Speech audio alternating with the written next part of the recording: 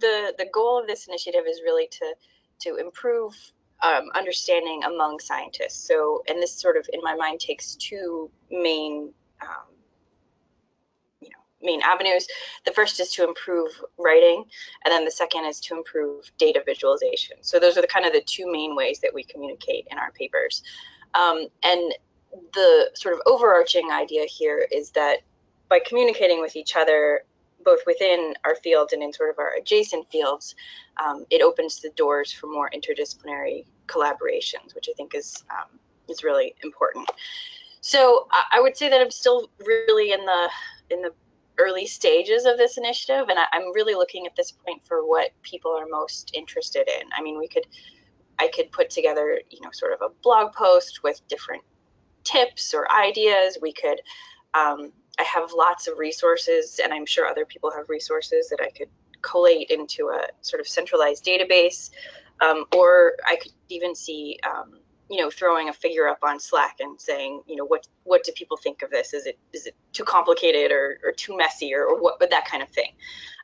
So I guess at this point, just to keep it brief, I'm happy to organize and sort of keep things moving in this direction, but I really just need some feedback from what people think is the most useful and, most fruitful thing for them. So maybe the thing to do is either probably just find me on Slack and we can sort of whip something into shape.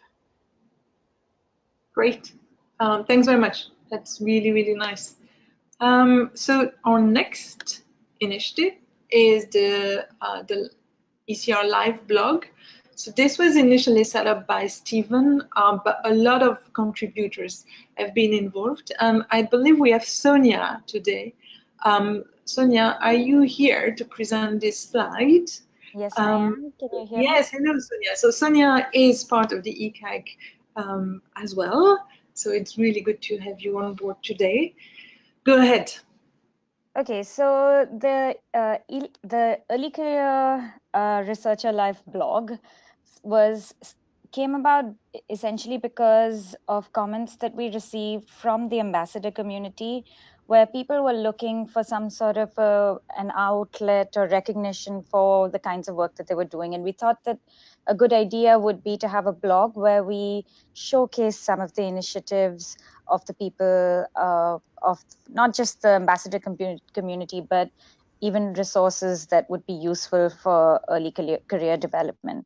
So Stephen has really been the driving force behind the blog. So as you can see from the slide, the main goals are essentially for it to be an outlet for communicating the initiatives that you, the ambassadors, are involved in. And then he also does this wonderful thing, which is absolutely fabulous for those of us who don't use Slack as often as we should, which is he reads through all of the Slack discussions and does a monthly roundup of the happenings and puts them up. So that's one end of things. And then, of course, he curates articles from different people, and you can see some of the articles that are listed on top, which have important relevance for early career researchers, whether it's to do with postdoc fellowships or to do with, for example, how to review, resources for how to review. So there's some very neat articles up there, and I hope all of you have seen it. And if you haven't, I urge you to go read those articles. Some of them are great fun.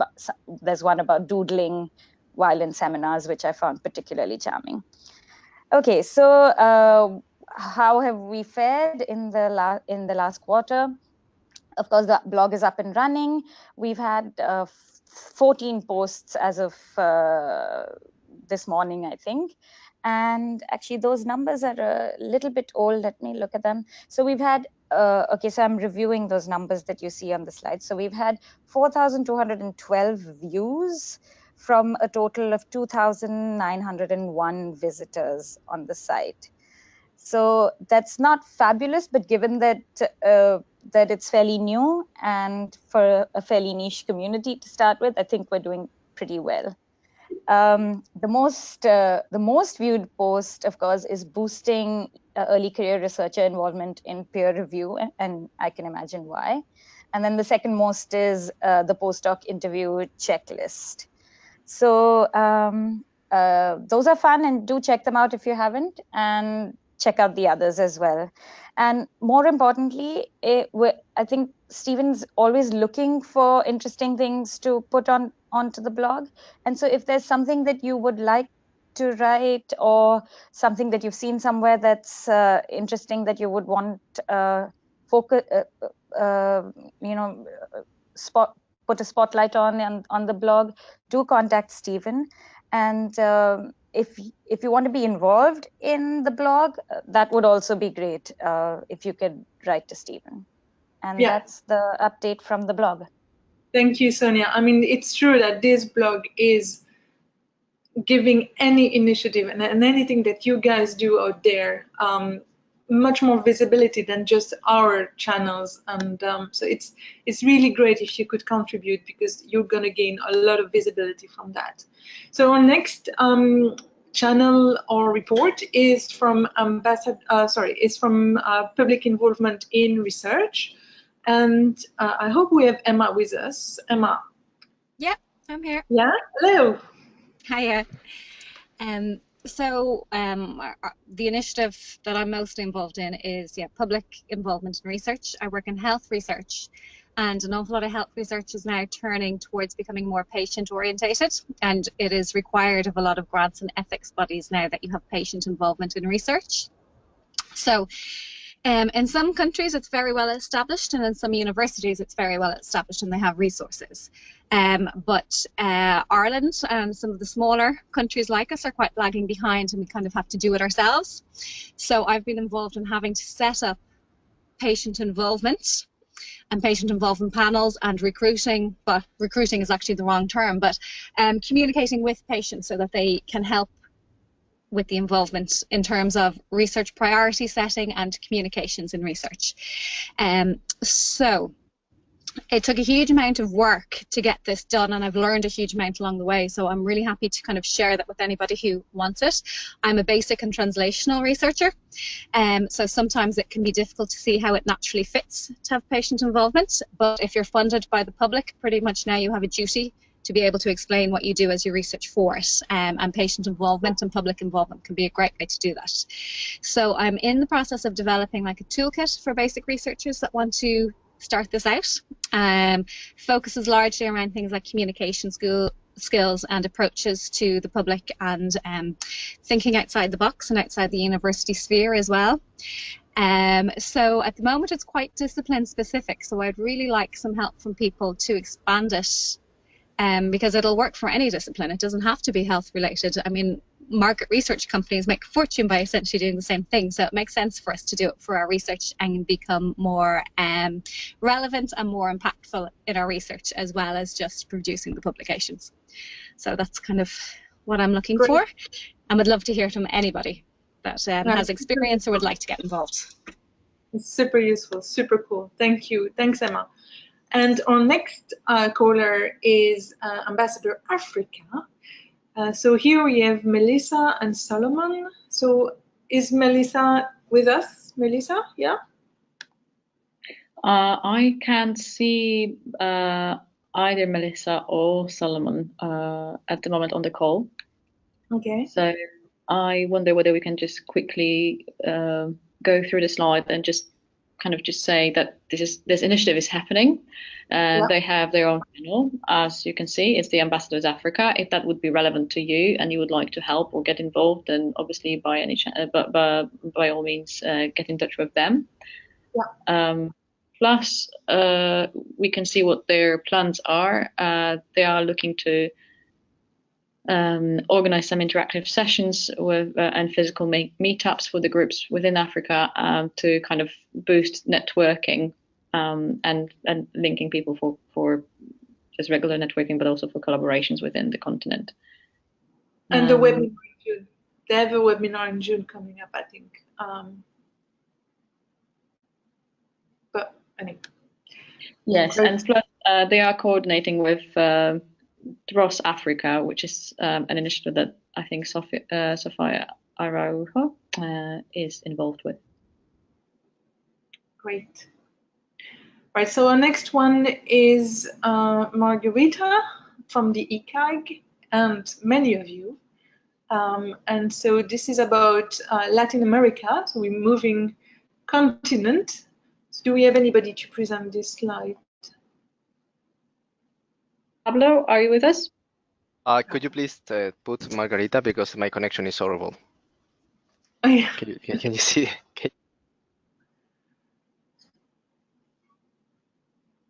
Do we have Margarita covered? Well, okay, I'll present it. So we just created the first. We needed to create the space because there is no sort of a one-stop shop for getting everything. So first we create the space to convey and facilitate the interaction between the researchers in Latin America. And second, we would like to promote the visibility of them by creating an online presence. So please follow us in the Twitter. That should be in there. Maybe this is not the last slide, but I'll send it in the Slack, our Twitter. And finally, we'll get the opportunity to generate collaborations between different places and maybe finding some funding. So we're already developing all of these things, and we hope to get them ready within the next quarter. Great, fantastic. I hope all goes well in your beautiful countries in Latin America. Right, so the next one is very close to my heart. And so it's diversity and ERC with disabilities and chronic illnesses. So here we have Carmen, Leah, Stephen, Sophia, and Cora. So I don't know who is doing the presentation today. Can you hear me? Carmen. Yes. Hi. Well, there's I guess not a whole lot to report. I mean, what we've done is I wrote up sort of a summary of some of the research that I had looked into, and I guess sort of the next steps would be, and Steve, sorry, one more thing is that Steve suggested writing a blog post, and I thought that was a good place to start. And so I think what I'd like to do next is maybe have a meeting with anyone who's interested in, and one of the things that I was thinking is to contact the organizations that have already some people who have disabilities and chronic illnesses in their group, sort of discuss some of the main challenges that they see as important to being an early career researcher. And so, yeah, that was kind of the idea, is to sort of get a little more research before writing the blog, and I of course need help to do that. So if anyone's interested, let me know, and I'd like to set up a meeting about that. Great, thanks very much, Carmen. And our next one is about paternity leave. So Sophie, would you like to go through your slide?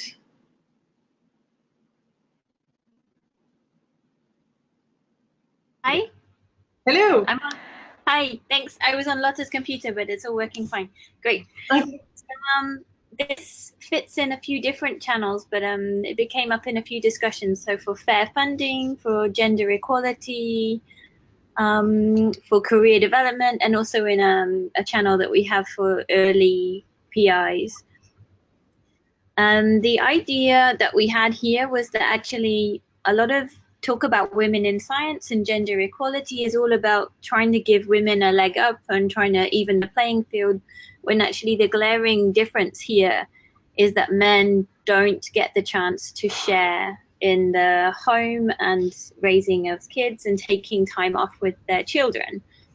So we suggested that an initiative here might be to try and actually promote better paternity leave, better paid paternity leave for fathers or partners. So not the person who's given birth or adopted the child, that primary one, but giving fathers a chance to take some time off paid during the first year of that child's life. And this has actually happened a little bit outside of academia. Some big companies, especially in London, big banks, they're making a name for themselves and actually being very generous in this respect. And they have several friends outside of academia who've managed to take 2-3 months paid paternity leave, and it eases that transition for when mum goes back to work. So it wasn't so much of a discussion as a, yes, this is a great idea, we should try and get universities and funders to support this. So what we propose is to discuss with the funders the idea that fathers or partners should be entitled to something like 6 to 8 weeks of paid leave, and that this should be flexible to be taken within the first 12 months. And I imagine in a lot of cases it will still be the mum to take off that first period of time. I mean, she has to physically recover. Very small babies need their mums physically.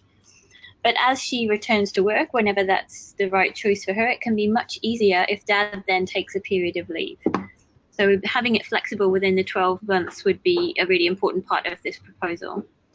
And the first way that we suggest to raise this is in the UK, the system that I know, taking this to the various funders informally via their fellows meetings, where they're generally very receptive to discussing this type of thing and just judge what their response is. In the end, though, it will have to be universities and the host institutions to implement these types of policies, and then the funders agree to support it financially. Because as with maternity leave, at the moment, the way that all funders do it is that they say they will pay for whatever scheme is in place via the host institution. So a way to progress this is first to go via the funders at fellows meetings. I have connections with Cancer Research UK and the Wellcome Trust, and Chris, who's also been working on this and discussing this, is with the MRC. We would raise that informally. And then the next way would be via the host institutions. And I think the best way in the UK, at least, is to do this via the Athena Swan working groups. Yep. So I'm also involved in that through the LMCB at UCL, and we can certainly have a better discussion about that internally. So at the moment, we need to just test the water and see if there's an appetite for changing this, and just have that conversation more in public. And when we have any feedback from the funders, which will be over the next quarter, as a lot of fellows meetings are going to happen over the next few months over the summer, we can feed back what the funders have said initially. I think that will be our next steps. Anyone who wants to contribute to this, I think this first discussion happened under the general channel really early, but it's also under careers, it's also under fair funding, so maybe we need a little hashtag paternity leave. But any other input to this before we go and talk to those funders would be very valid. But I think it's actually a really simple idea, really simple. Yeah, we just get dads to take an even half of home. Some written cases where, like, examples of people who have done that and how it really positively influenced their career, but also their wives' career? That would be great. Maybe we should start probing for that. Yeah. Yeah. Great. And I think inside and outside of academia, it doesn't have to be within our field. Yeah. Great. That would be great. We can take studies. And I think there's feedback already going on. I'm afraid we do need to move on because we need to make a bit of more of a move on the agenda today. So thank you, Sophie, and sorry for an abrupt finish. So our next one is fair funding, and we have Elisa to talk to us briefly about this. Sorry it has to be so brief, guys, but we just want to give an update to everybody about what everybody is doing. Elisa? I can't see Elisa here, so I wonder if it's one that, again, Sophie or potentially Lotte would be able to comment on. Yeah, Lotte, jump in. Yes, Lotte here. Yeah, I can quickly jump on it. For people that are interested, follow also the #FairFunding channel. So the idea came from different channels actually, that there are different things we would like to raise regarding funding policies. And one of the things was what Sophie already talked about, paternal leave, but also the disabilities that Carmen already spoke about. So we came with an idea of grouping these subjects together and see if we can write like a policy document with some examples we can find in literature or that we know from other people, to really make a point like how funding, in our opinion, can be more fair. So at this point, we have those, I think it's 8 subjects. We divided the task, so every one of us will write a little summary about the subject, maybe half or an A4 or 1 A4 page. And in May we will meet and see where we are, what we want to do, and at this point, well, we don't need any support. We're already with quite a lot of people, but if you're interested in this, if you're curious which of the 8 subjects we're looking into, please join the Fair Funding, everyone's welcome, of course. And I think later, when we have a first draft of the policy document, we would first like to have feedback from all the eLife ambassadors to see if we missed something or if there are things in there that are different in other countries. To really make it a big policy document, which we aim to finish this year. But yeah, we'll see. Yeah, please this year. No pressure. Yeah. Great. So, and linking with this funding initiative, we have another one, which is #ECR Central. So, is Juan with us? Hi. Yes, here I am again. Guan asked me to do this in case his connection wouldn't work or if he couldn't make the call. And also on behalf of Aziz, because I think those are the 2 people very actively involved in this, but Aziz is still on his way back from a conference, so he couldn't make the call as well. So I think you all noticed that this started in the funding channel, that we wanted to have a comprehensive list of funding opportunities for early career researchers. So Guan and Aziz really joined forces in establishing this list, and this is now also a searchable table, which is really great. And then I thought, well, why, if we have this for the fellowship funding, it would also be very nice to have this for travel grants, because I had a hard time finding travel grants for postdocs. So this went into the same process, and both lists are now available. And then Aziz came up with an idea, because they are like really on a separate like GitHub website, that it would maybe be nice to join those 2 lists on a early career researchers are central, and this is really in the process of being built by Aziz. So he's making a website, and at first it will really be a source web page for those funding lists, but we already have ideas to make this into a joint forum webpage for early career researchers throughout the world. Maybe at some point we can also implement the ECR blog in there, and maybe also we're looking into the possibilities of having local early career researcher groups joining into this forum. So this is really in the process of it's really going on. It's currently built. But if you're very interested in this, we're not with many people yet. So if you're interested in this and you have ideas of how this should look and how this should work, then then join the ECR Central #ECR Central channel. We're also currently already spoken a little bit with Stephen about that we maybe need a few people as moderators at some point, so people who keep this forum going. And I think we still need to decide if this is a good approach and how we will do this, if this will be eLife ambassadors or other people. Yeah, so it's going on. Great. Well, thanks very much, Lotte, for all the hard work. This is a very valuable resource. So just to keep moving on, only because of the interest of time, because all of these reports are fascinating. Our next one is meta research, and Tracy has been doing a huge amount of work here. Tracy, are you with us? Christiana? Yeah, hi. Oh, sorry, yeah, I've moved too fast. It's feedback about the, sorry.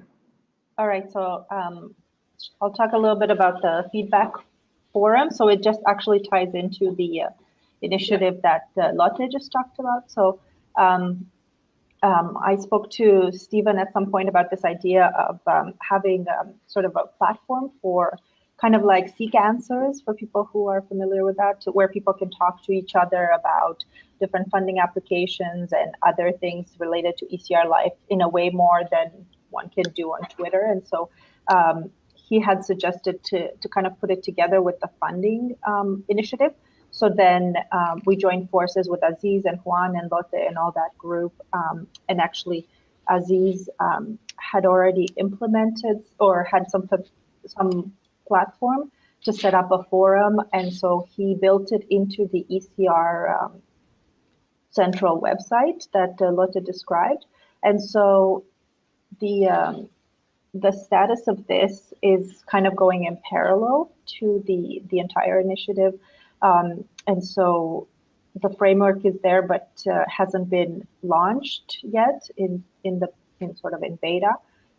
But when it's launched, we'd really appreciate for people to join and try to participate so we can work out the kinks of how the feedback will work exactly, and whether it will just be a discussion forum, or whether we can take it to the next stage and maybe create some sort of peer mentorship relationships, especially relating to funding applications, where we think that could be very helpful. For example, if somebody has gone through a specific funding scheme, that they can mentor others through it by sharing successful applications or giving feedback. We also discussed the idea of having some sort of point system for people that are participating a lot to encourage contributions. So we, like with the ECR Central in general, we'll welcome people to join in the initiative if they're interested, to try to help us figure it out exactly how best it will work. Great, thanks very much, Christina. I'm sorry for moving too fast. I was too keen. So our next one now is meta research, if I'm not mistaken. And so, Tracy, are you? Yes, I'm here. Hello. Hello. Okay. Sorry, Tracy. Can I just say, I have put the individual projects on the next slide, so you actually have 2 slides to refer to. Okay, I will try to do this fast. Okay, so the meta research, for those who don't know, is the science of science. So instead of simply moving forward with proposing solutions for how to make science better, we apply the scientific method to study science, learn about what we're doing wrong, and then provide detailed recommendations about how we can fix it based on our findings. So the goal of the meta research group, we have a very active team involved, and team members are learning about meta research by designing, proposing, and conducting a study, which we will then publish in a peer-reviewed journal. So all of the meta research team, each person, and there are 5 people involved right now, each of them has proposed a project and is working on developing a protocol. And at our next call at the end of April, we'll be making a decision about which protocol we're going to proceed with as a group learning project to collect data on, analyze, and then publish. And we have also created meta research reading lists to share with other channels. So for example, there is one on for peer reviewers. So if you're looking for a reference to cite in your peer review about why bar graphs aren't appropriate for continuous data, or why blinding is really important, that list may be very, very helpful to you. And then if we can maybe move to the next slide, and I'll just briefly mention the individual projects that our investigators have proposed. So Luke is working on a project related to preprints, and he's looking at whether or not submitting a preprint decreases time from submission to publication.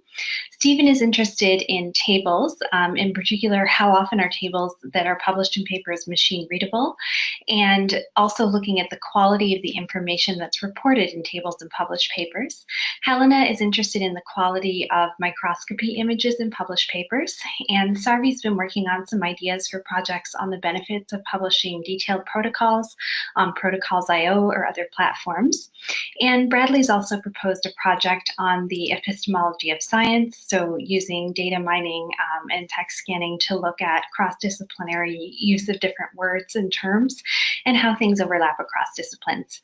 So we are welcoming new team members who want to get involved, help with data collection and working on the paper.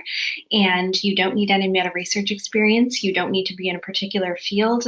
All of these things are things that you can help with regardless. So if you're interested, I would encourage you to check out the meta research channel. Great, thanks very much, Tracy, and please do join, it's fascinating. So our next one is on reproducibility workshops. So this was, should I say, the baby of Benjamin.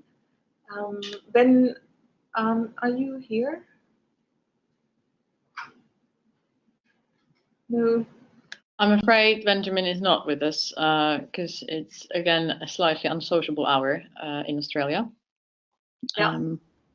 However, I think he wants to put everything in the slide. Yeah, but Tracy, do you want to run the slide, or do you feel like you could do this one too? So I know that they've been obviously collecting information on existing resources through a blog post on eLife website, and that collection has already finished at the end of March. So they are reviewing what they've got through to kind of, I think, see through to understand what new resources have been submitted through that. So yeah, I think that's what milestone that he referred to. And he kind of made a comment about this month being a crunch time for the project, with a lot of resources being produced, because there is a natural deadline that on the in July there is a physical workshop going to happen at the American Society of Plant Biology meeting in Canada, and to make it all easier and possible, they also have calls, and not as regular maybe as the meta research group, but the next call is coming up this Thursday. So if anyone wanted to still get involved with the reproducibility project that Benjamin is leading on, then obviously do join the call, and the link for joining is on the slide as well. Great, thanks very much, Cora. So our next one is on preprints, pre-review, and pre-review. So we have here Daniela and Samantha. Anybody to present the slide with us today? Hi, I'm here. I'm Daniela. Sam is at a conference. Yeah, thank you. This has been so energizing so far. So thank you, everyone. Yeah, it's great. Yeah, above the moon. I know, it's just great. So okay, just to summarize, specifically with. As you all know, like we work with review, but it's like really related to our interest in promoting preprints and engaging early career researchers in peer review. And on this last point, we actually have made a little bit of progress in sense of like at least kind of designing some solutions or ways that we can engage more early career researchers in peer review. We talked to Stephen. We would like to talk to Zach Hansel. We know that he's very active in that. We haven't had time to actually reach out to him yet, but if you're in the call, you'll get a message from us. So we specifically have submitted a proposal to the Sloan Foundation to try to get some funding to just like fund some of these ideas. And these ideas include really trying to make to build a community, kind of what the eLife ambassadors are doing, of early career researchers that can be trained on peer review and get basically their portfolio of reviews out there, so that journal editors not only have the names of people that would like to review, but also can see like the quality, I guess, of those reviews. And in particular, we're interested in promoting constructive feedback, or in learning together how to provide constructive feedback, and kind of through peer-to-peer mentorship programs and mentors and mentee programs. And so the funding that we're seeking is really for building this platform in an interactable, interoperable way, so that then we can collaborate with people eLife, and plus we had call with Mark and Naomi from the innovation department. It was fantastic. And with other people at PLOS. So we would love feedback and help in all of this. There is just, pre-review is just a project that the two of us have started, and we would love to have more people engaged in this effort. We can share everything we have learned so far. The other thing we are, so for this call, Cora has asked us who is doing preprint journal clubs within the eLife community, and we didn't have an answer. We had like some sporadic names that we have collected here and there, but it would be really great to like keep track of that. So I made a form, a Google form that kind of, even if you haven't done a preprint journal club, please fill the form. It's going to be 3 questions for you. So I made it so that if you haven't, it's going to be very, very short, but it would be very good data. And there is a space there to get asked, like if you would like some help and resources, you think, or if you have any additional comments. So I'll put that the link to that form on the preprint Slack channel if you guys agree with that. And maybe Cora can look at it before I post it. And in terms of like, we don't, so the only thing I usually put there is names. If you do want to leave an email, I just want to say we're not going to share it aside for, you guys or whoever wants to. I don't know if it's going to be Stephen or Cora wants to also have access to this information, but it's not going to go anyway, just for our eLife Ambassador program to just keep track of our impact. Let me know if you have any questions. Thank you.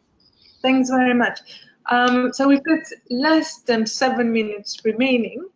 So before we carry on, I just want to say one thing. Please all mark the date of July 17th in your calendar. This is our next call. So we're going to do a form a bit like this if everybody is happy with this format. So July 17th is our next date before anything moves on. So our next one is Reproducibility Ambassadors Come Bio. So here we have Vivek. Are you ready to present your slides? Hi. Hello, can you hear me? We can hear you, but very quietly. Yeah, there is something in the background, but it's very subtle. Okay. And that's getting better. Yeah. Is it better? Oh yeah, right. Fantastic. Hello. Hello. Yeah, so the goal for this initiative was to create a sort of a go-to checklist for the reviewers for who are reviewing papers in computational biology or papers that contain analysis of quantitative data. And in order to do that, the first goal was to list or find out already existing guidelines, which many publishers are either talking about or following or referring to. To do that, we first we started collecting all these resources in this Google Doc that I think should be in the slide somewhere. Yeah, that's the link that says "see here." Yeah, that's the one. And we collected these guidelines from the editorials and other places in different publishing groups that involved a lot of reading. It's out there in the doc. It's a good resource if anybody wants to refer it to. And then from those guidelines, we try to create a consensus of what everybody thinks is the best practices. And we created a checklist out of those, which is there on the GitHub, which I think the link should also be in there. So we try to be like profile all these available publishers guidelines, but I think there are many others out there which we might have missed, which I hope that the community can help to fill in the gaps. So please go to the GitHub list and have a look, and also look at the guidelines on the doc, and send us your comments or suggestions on the Slack so that we can fill in the gap and make the checklist, let's say, more comprehensive or the most useful. So the version 1 is already out there on GitHub, and we need people, basically everyone, and especially on the reproducibility channel, to comment and help finalize the checklist. The second goal was to also create some sort of a scoring criteria. So it's basically you fill in the checklist, and from the checklist you get some sort of a score, which can be used then to classify papers or to find out good papers that follow like good reproducibility practices. This we will do in the next phase of the initiative, and there I also welcome any comments or suggestions on the channels, especially on the reproducibility channel, how we can develop this. The idea is that we make a web page where you would basically, you have the checklist already there, you go fill in the checklist and you get a score. And this score you can kind of use as a badge for reviewing preprints, for example, or it can also be used to create a table where you have the PubMed IDs of the article along with the score, so you can kind of sort the articles and find out articles with good reproducibility practices. Great. I'm sorry, I'm interrupting you so abruptly, but we're really running out of time now, and I need to move on to the next one. But thanks very much, Vivek. So the next one is transparency and bioethics, and we have Irina with us. Hello, can you hear me? Super short. Yes, we can. Yes, Please hi everyone. Good morning, good afternoon. I will keep it very, very short. This is something that's very close to my heart, and you guys can go through the details. I know I've put a lot of text in there. If anyone is interested, please contact me. I have been horrible at using Slack, and I think this is why I've been so slow at promoting this topic, but I do think transparency and bioethics are underrepresented in the eLife ambassadors. So I will make a super great effort to go through Slack and promote this topic. So please contact me if anyone's interested in seeing how we change the way we report to the way we do animal research and the way we do human research and all of these topics. That you can go through the slide if you want to. Fantastic. Thanks very much. So my final slide is the missing updates.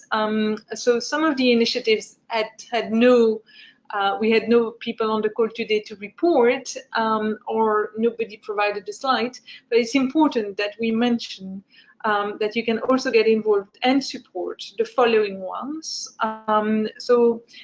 They're all listed there. Please have a look. This is really essential. There are some very important stuff on this slide.